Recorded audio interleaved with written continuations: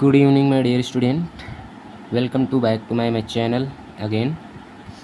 Today our class is 3 for the math for class 10 CBSE and UP both board. आज की class में हम देखेंगे क्वेश्चन को सॉल्व करेंगे।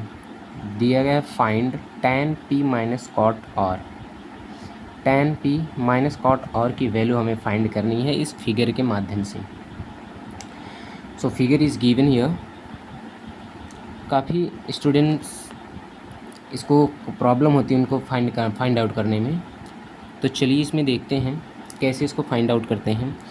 यहाँ पर हम देख सकते हैं हमें पी क्यू की वैल्यू दी गई है 12 सेंटीमीटर एंड पी आर की वैल्यू 13 सेंटीमीटर गिवन है।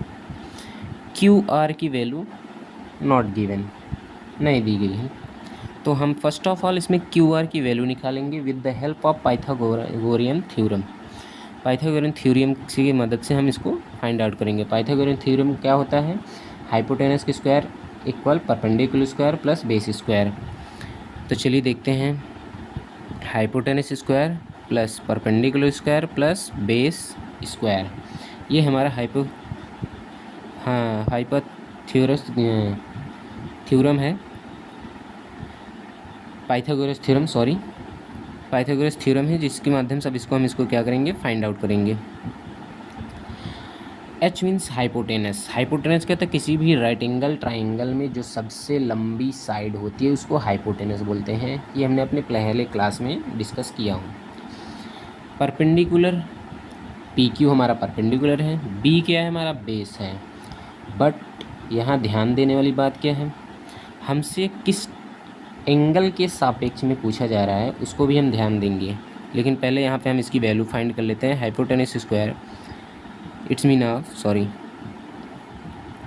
13 हाइपोटेनस की वैल्यू दी गई है 13 स्क्वायर इक्वल परपेंडिकुलर 12 है, 12 का स्क्वायर प्लस बेस हमें नहीं दिया गया है, इसको हम वैल्यू फाइंड आउट करेंगे।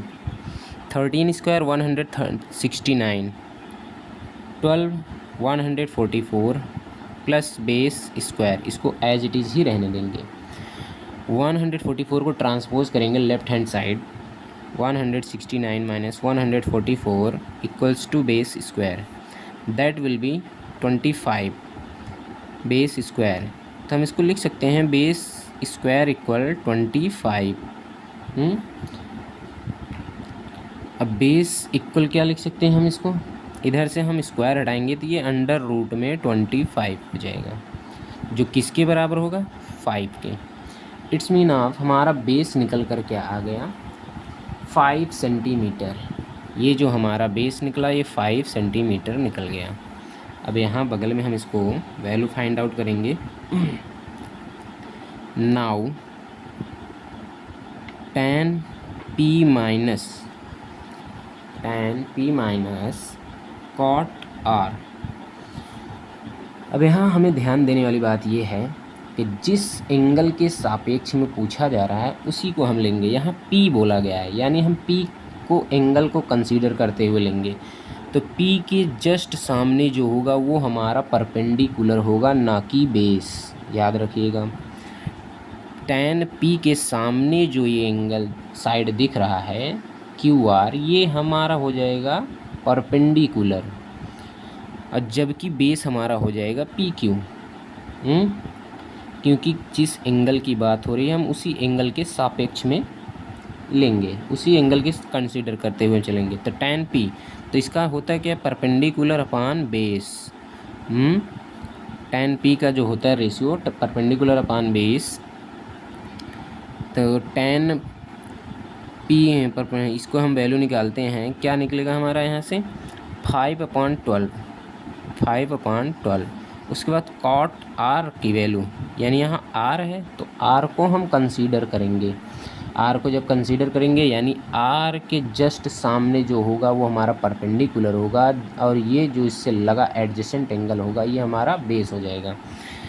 यानी इसमें क्या हो जाएगा, सेम इसमें भी वही होगा, क्या, 5/12।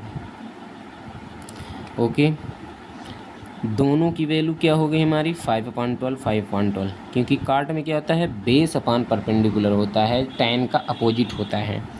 tan का अपोजिट कॉट होता है, याद रखिए। तब इन दोनों वैल्यूज़ को हम इसमें पुट कर देंगे, जिसमें क्या है हमारा 5/12 minus 5/12 both are cancel out, this gives 0 answer. ये हमारा क्या आ गया 0, this is our answer. I hope आप लोगों को समझ में आया होगा। एक बार मैं फिर से इसको रिपीट करना चाहूँगा। चलिए देखते हैं, हमें क्वेश्चन दिएगा था find the tan p minus cot r, जिसमें हमें पी क्यू की वैल्यू 12 दी गई है, क्यू आर की वैल्यू नहीं दी गई थी, तो हमने फाइंड आउट किया 5। किसके थ्रू? पाइथागोरस थ्योरम के थ्रू। पाइथागोरस थ्योरम हाइपोटेनस की square equal perpendicular square plus base square, ये फार्मूले होते हैं। इसके थ्रू हमने इसको फाइंड आउट किया। फिर tan p minus cot r की वैल्यू हमने निकाला। tan p होता है परपेंडिकुलर अपान बेस, जो 5/12 का। कॉट होता है tan का अपोजिट, बेस अपान परपेंडिकुलर। तो दोनों की वैल्यू सेम निकली, जिसका आंसर आया 0। आई होप आप लोगों को समझ में आया होगा। थैंक यू, मिलते हैं नेक्स्ट क्लास में।